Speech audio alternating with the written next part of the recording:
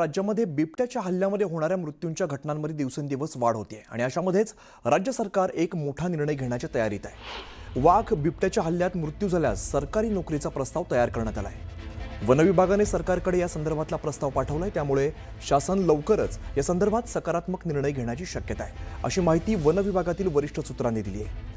कुटुंबातील कर्ता पुरुष गेल्यावरती त्याच्या घराची आर्थिक वाताहत होते, त्यामुळे आर्थिक मदतीसोबतच नोकरी हा दीर्घकालीन दिलासा म्हणून प्रस्ताव पुढे आणण्यात आलेला आहे। तिथली परिस्थिती बघितली की कर्ता पुरुष गेल्यानंतर घर एक प्रकारचं निराधार होतं।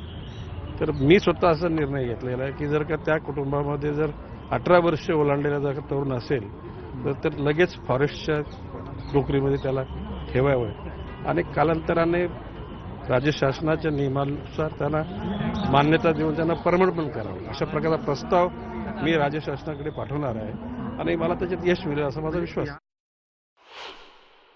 चांगला निर्णय आहे, कारण की अचानक एखाद्या घरातल्या कर्ता माणूस असेल किंवा कोणाचा व्यक्तीचा मृत्यू जर झाला तर ते घर अत्यंत दुःखाच्या खाईत जात असतं। त्यावेळेला त्यांना सहकार्य करणं सरकारची भूमिका जर असेल तर त्याचं स्वागतच केलं पाहिजे।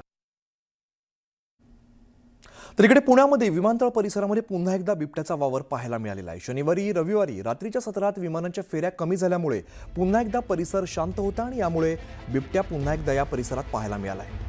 पुणे विमानतळ परिसरात गेल्या काही महिन्यांपासून बिबट्याचा मुक्त संचार सुरू आहे। तर वन विभागाकडून गेल्या अनेक दिवसांपासून 7 ट्रॅप कॅमेरे लावण्यात आले। असं असलं तरी सुद्धा बिबट्याचा बंदोबस्त करण्यात आलेला नाहीये, त्यामुळे नागरिकांमध्ये सध्या भीतीचं वातावरण आहे।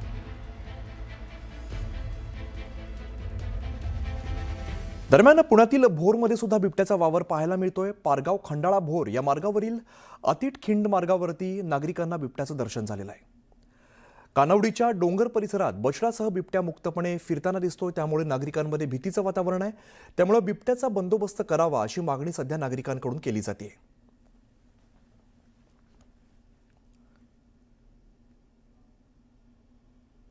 तर इकडे सांगलीच्या कापरी परिसरात गेल्या 10 दिवसांपासून बिबट्याचा वावर पाहायला मिळतोय।